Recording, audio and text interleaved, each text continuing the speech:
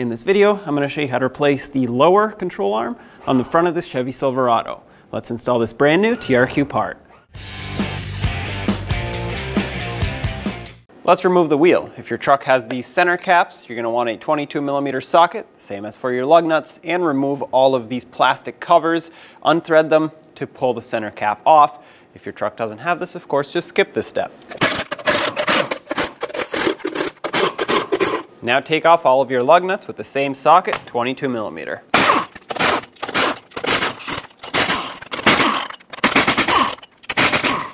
Now remove the wheel.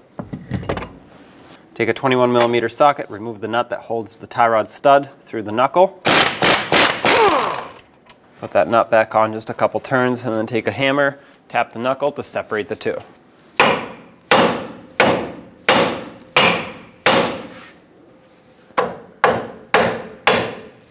There we go. Take that nut off. Now you can get the tie rod down. With the wheel off, let's remove the caliper. It's easiest if you turn the wheel to one side so you can get better access. Use a 21mm socket and remove both of the caliper bracket bolts so we can remove the entire caliper and bracket assembly and set it aside up on top of the upper control arm. There's one bolt. I'm going to leave it threaded in so I can take this one out safely without it falling off. Okay, take these bolts out. Now you should be able to get the caliper off of the rotor. You may need some sort of a prying tool to help you out. There we go. I'm going to put it right on top of this upper control arm, just like that. I'm going to put it right on top of the knuckle here, and I'm going to tie it to the upper control arm. This is how I secured it here with a heavy-duty bungee cord. It's not going anywhere. Brake hose is not being pulled on, so we can continue. Let's remove this cap here that covers our axle nut. So take a pry bar, and sometimes you'll need a chisel. In this case, it looks like someone already chiseled it up. So I'm not going to do more damage. I'm actually going to try to straighten it out once it's off. But what you need is something to pry with so that you can tap this off of here.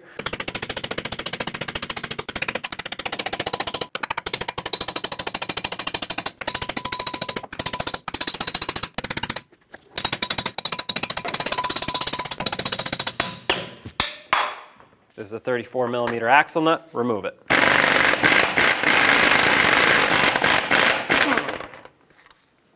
Get this washer off as well.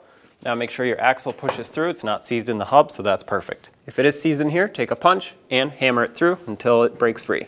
Your rotors should be secured with one of these set screws. If you don't have them, well, don't worry about it. It should come off at this point. For me, it's a T30. So put a T30 socket in there and remove it.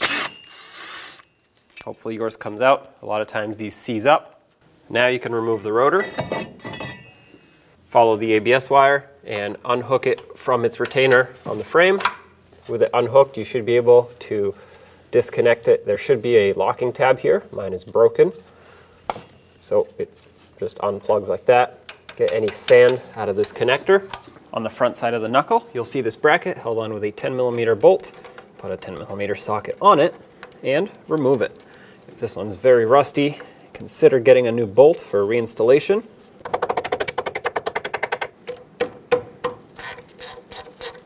My threads are actually in great condition. It's just the head of the bolt that was rusty, and my 10mm socket was able to fit properly on it, so I'm not worried about reusing it.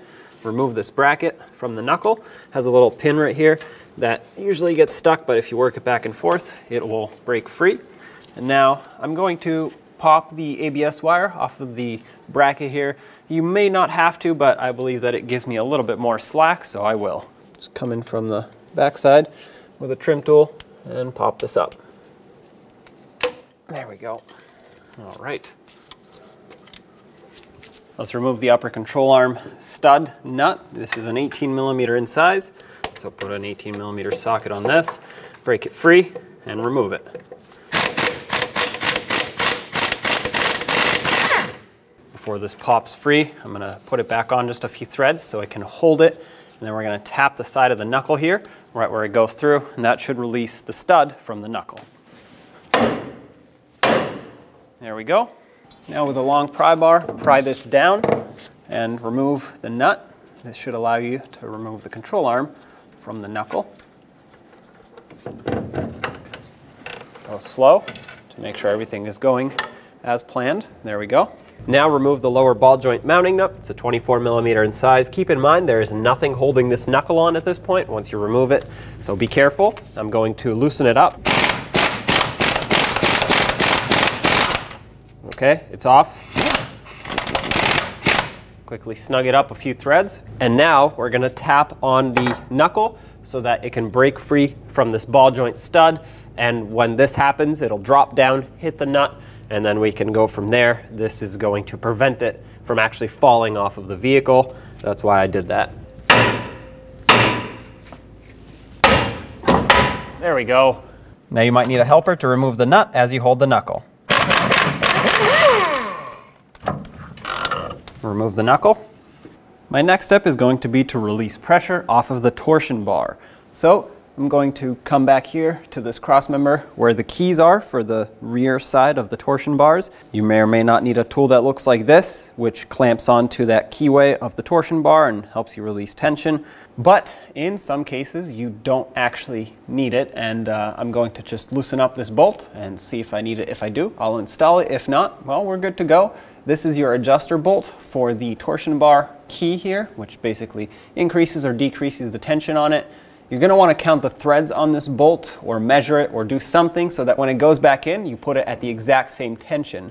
That way you can have proper ride height. Of course, at the end, you're still going to want to measure your ride height and make sure it's exactly where it needs to be. Take a before and after, and then make sure it's set right. So having said that, take a 21mm socket, put it on that bolt, and unthread it. I already counted my threads. It's not going to be the same on different trucks, so me telling you my measurement will basically be useless information. So having said that, unthread it.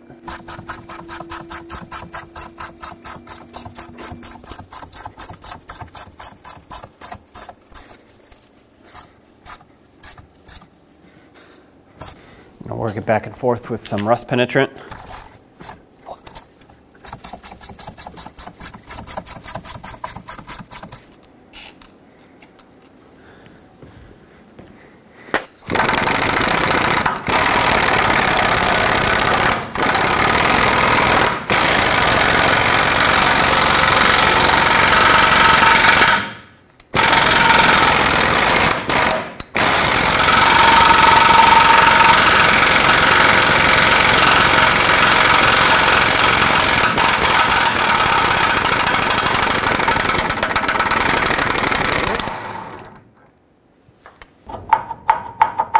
Okay, so this moves, which is good. However, the torsion bar keyway here is very, very close to the retainer. So I'm just gonna have to push up on this a little bit, and then that should allow us to release the retainer. I have a pull jack, just gonna push up on this a little bit.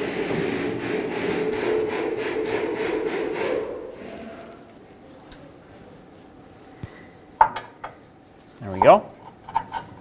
Slide that out.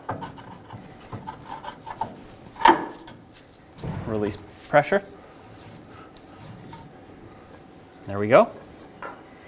That's loose now. You should be able to move it around. Perfect. Looking carefully in here, you'll see how the torsion bar is actually not even touching on half of these points because it's twisted, of course. This keyway is made like this on purpose. So what I want to try to do first is see if I can spin this so I can release the torsion bar at least out of the keyway. And I've already sprayed this with a lot of rust penetrant. Basically, it needs to be pried down like that. I'm going to try. Hopefully I'm successful. That gives us one less point where it's stuck.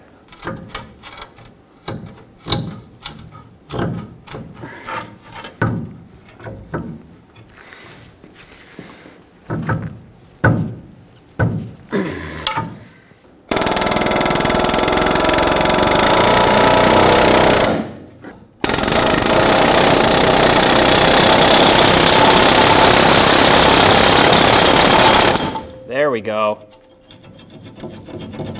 So that's one less point where it's seized.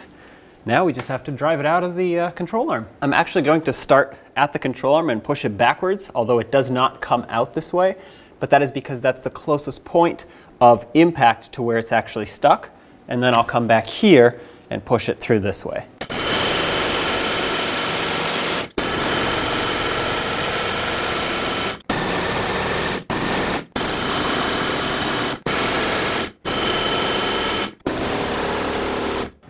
already broke 2 air hammer bits, and with all the rust penetrant oil, everything, it's not moving. It's out of the keyway in the back, but it's not out of the control arm whatsoever, has not even tried to move.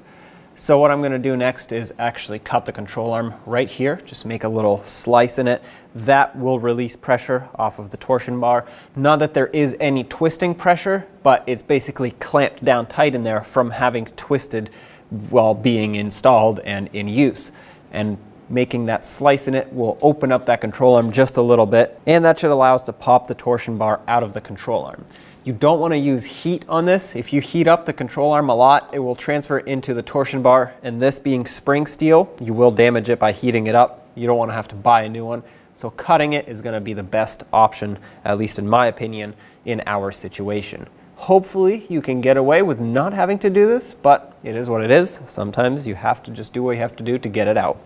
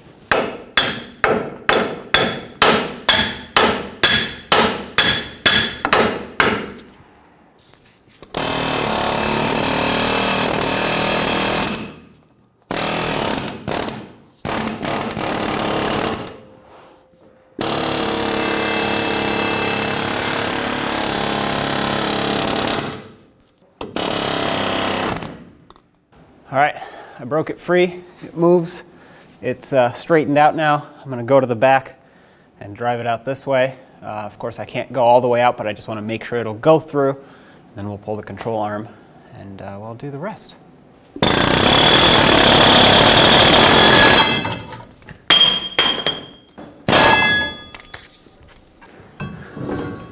Here's your torsion bar. Like I said, can't get it out yet. But once we pull the control arm, we should be good. Now we have to remove the sway bar link. You're going to need a deep 15mm socket for this.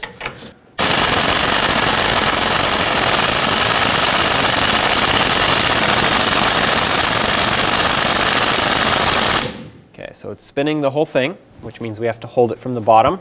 I'm using a 15mm wrench to hold it on the bottom. Let's see if it'll come off now.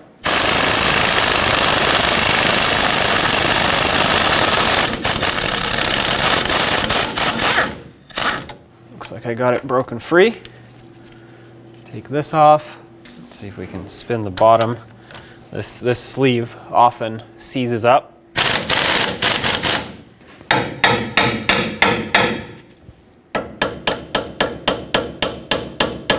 gonna put the nut back on at the top here so I can have a sturdier area to hammer on. I'm gonna try and drive this down. I may not be successful. This sleeve is split here, and over time it seizes up. It's fairly normal, unfortunately. So this is the point where if it's not going to come off, it will basically get damaged and need to be cut off and replaced. Take a hammer, tap it down.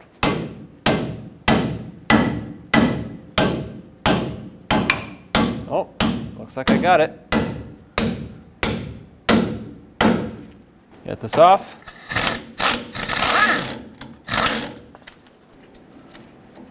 Switch over to a rubber mallet. Perfect. Now that this is lubricated on the inside, take a socket. There you go. Now you should be able to remove the rest of this. All right. Use a 21mm socket and remove the strut bolt. You can hold the nut side with a wrench if needed.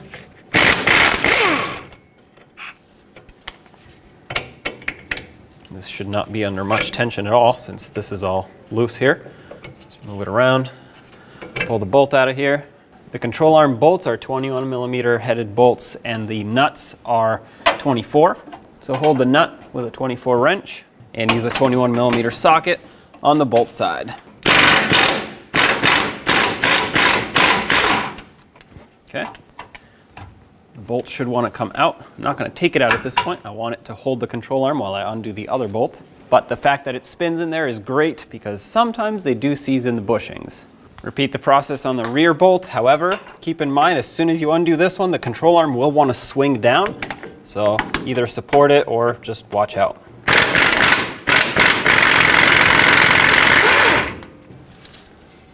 Let the control arm down. Now remove the forward bolt. Inspect them. Make sure they're in good condition. These are very good, so I'm okay to reuse them. And this is going to be kind of an all-in-one process here. We're going to have to remove this bolt, support the control arm with the torsion bar and everything. So slowly take this down.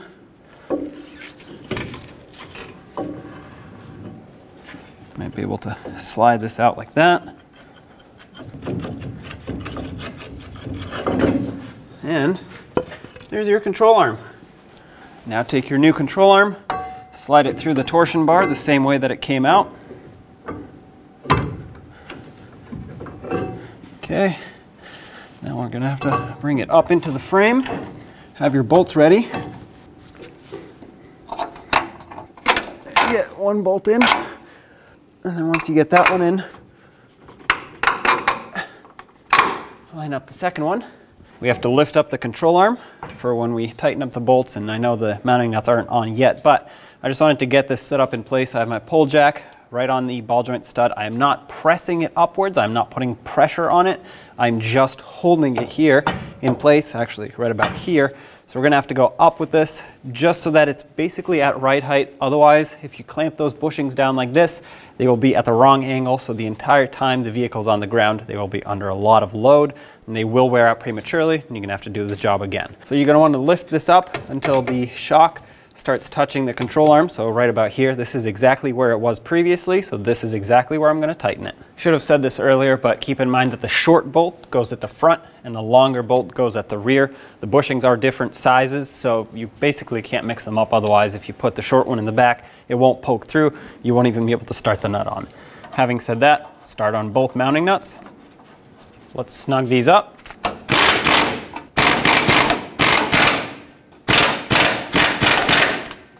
All right, onto the rear.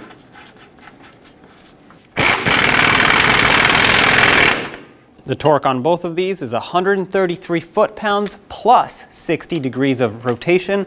So make sure that you have either a torque wrench that reads degrees or you can estimate it. All right, here we go, 133 foot-pounds and then an additional 60 degrees.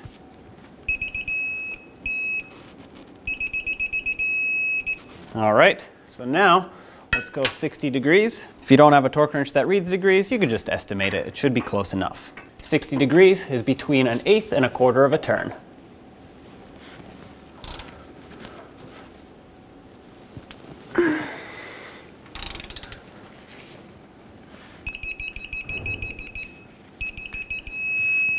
All right, there we go. That's pretty tight. On this one, I have to torque the bolt side because the axle is very close to this. Same torque on the rear, hold the nut side and spin the bolt. And that's 133 and 60 degrees, here we go.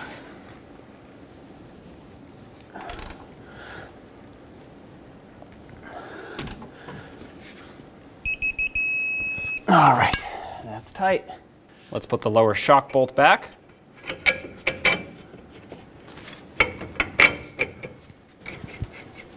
Snug it up. The torque for this is 89 foot-pounds.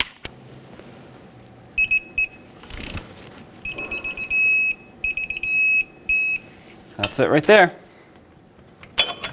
Let's get the sway bar link reconnected. If you're reusing your old one, I recommend greasing it up. Get this back in here. Insert the main part of the bolt. There we go. The bushing on top and the top mounting nut. Grab your 15mm socket, hold the bottom, and tighten up the top.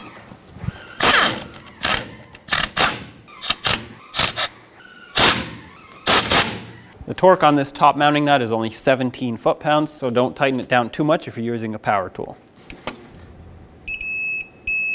That's it. Before you slide the torsion bar in, I highly recommend putting some grease or anti-seize here. It may not last forever, but it will do something for quite a while to prevent corrosion.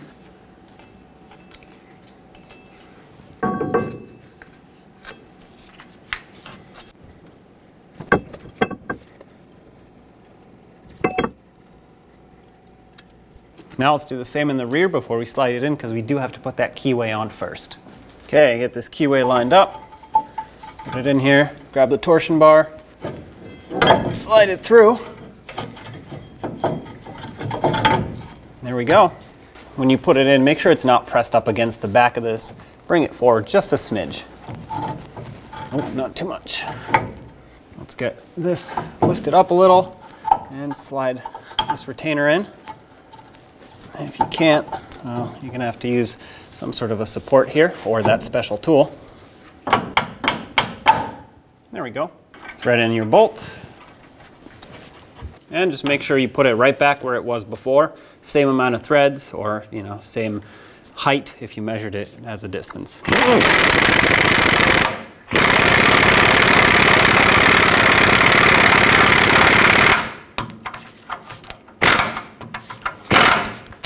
Mine was pretty much right here. Of course, I'm going to measure the ride height at the end, but this is exactly where it was. Add a thin coat of anti-seize to the splines of the axle so that it doesn't seize in the hub in the future.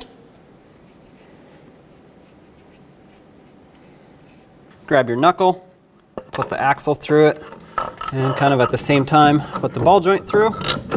Have the ball joint nut ready, and start it on just a couple threads so it can stay on securely.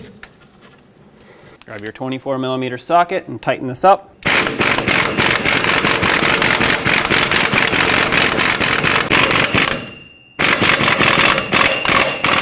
That's bottomed out, let's torque it. The torque for this is 37 foot-pounds plus 90 degrees, which is a quarter of a turn. I'm sure that I have passed 37 foot-pounds by tightening it up with my air tool, so I'm going to back it off a little bit. Now I'm going to torque it to 37 and then go 90 degrees. All right, and now 90 degrees.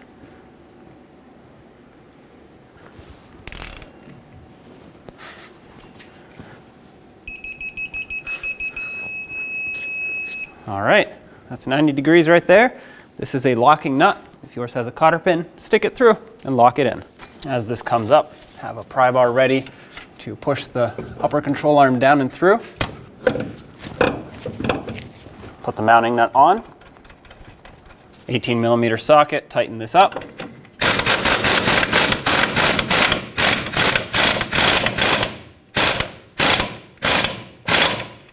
The torque for this is 37 foot-pounds. There it is.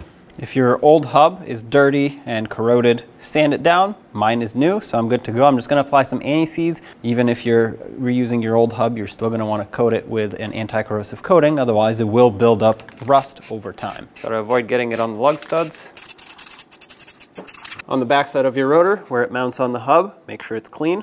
If it has rust, sand it down to a nice flat surface, and then slide it over the hub. When you slide it over, make sure that the retaining screw hole lines up with the threads that are cut into the hub. Grab your T30 bit and tighten this up. This doesn't need to be extremely tight, just nice and snug. This will hold the rotor until you're ready to put the caliper on. Let's get the axle nut on. Don't forget about this washer that sits in between the hub surface and the axle nut itself. I'm going to bottom this out with my air gun, and then we're going to torque it.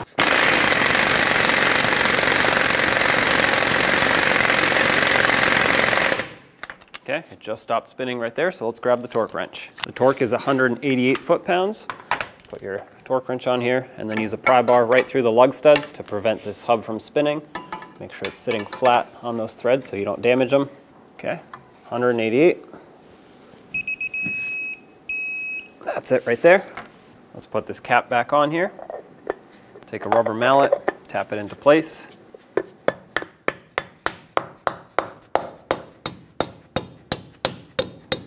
That's bottomed out. Try not to hit it too hard so you don't bend it. Grab your caliper, slide it over the rotor. There we go. Let's get the caliper bracket bolts back in. Let's bottom these out. 221 foot-pounds of torque on both of these bolts. All right, there you have it. Let's get this brake hose bracket reattached on the knuckle. It's had a 10mm bolt going through it. Put it back on. There we go. Let's resecure the ABS wire now on the knuckle, and then up on top of the bracket here. And then just follow it up to plug it in. Make sure that connector clicks. Secure it onto the frame. Get the tie rod through the knuckle. Start the castle nut on. Snug it up. The torque for this is 44 foot-pounds. However, you do need to line up the cotter pin slot. So if you get to 44 and it's not lined up, continue tightening and not loosening to get it to line up.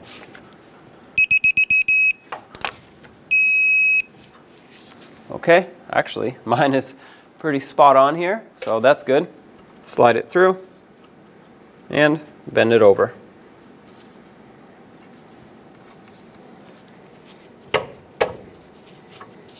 Put the wheel back on.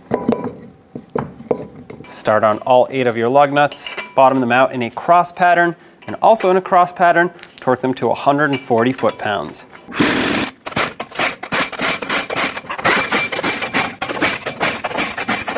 $140 foot-pounds in a cross pattern, here we go.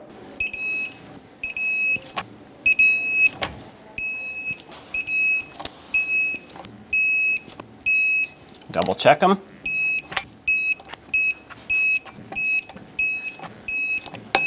And of course, if your truck had one of these center caps that screws onto each lug nut, put it on, and with that same 22mm socket, tighten it back up so it doesn't go flying while you drive down the road. I don't recommend using a power tool on these because they are very delicate. You can easily strip out the threads if you're not careful, and it will fall off at that point if it's not held on properly.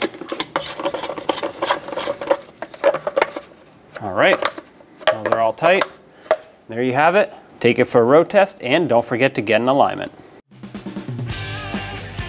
When only the best will do, demand TRQ. The only company that lets you view before you do. TRQ is committed to offering the highest quality aftermarket auto parts that are engineered for peace of mind. Thanks for using and viewing with TRQ.